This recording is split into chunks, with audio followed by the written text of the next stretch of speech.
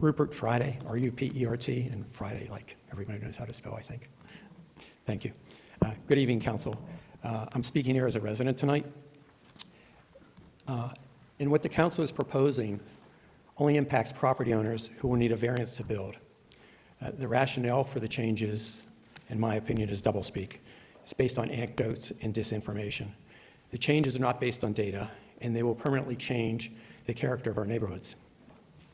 The assertion is that they are needed to help housing affordability, to retain or attract families.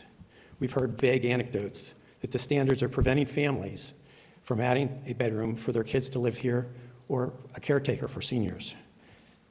That families are not moving to town because zoning setback standards are keeping them from buying a house and expanding a house. I analyzed 5 years of data, building permit data.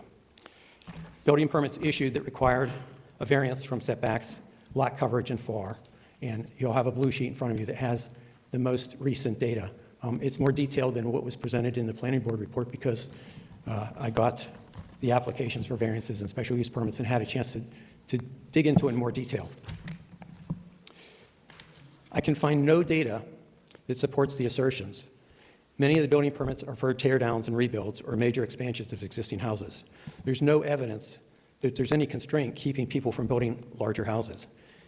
In fact, the council's proposed changes are an additional incentive for tearing down existing smaller houses, building even larger houses in their place, or expanding smaller houses. The smaller houses in town are the houses that have been more affordable. Expanding them makes them less affordable. The data on building permits documents that it's a myth that people need an additional 15% in lot coverage or reduced distance from property lines to expand their house. It's just not true. Over 5 years, over 5,000 building permits, nearly 97% conformed to the town's zoning regulations and did not need a variance or special use permit. 97%.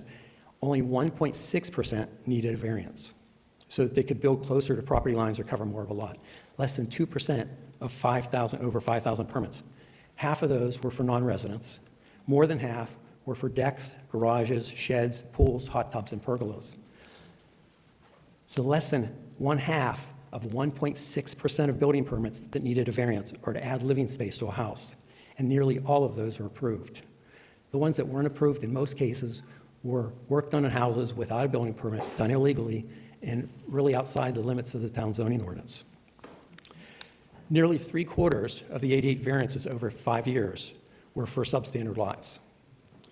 The data documents that the changes made in 2024 that dramatically reduced development standards for building on substandard lots are considerably reducing the need for variances on substandard lots. So the data shows that the proposed changes are being driven by myths and misinformation are not needed. And the data raises the question, who do these proposed changes serve? I'd be glad to answer any questions on my data if that would be helpful. Does anyone have any questions for Mr. Friday or comments?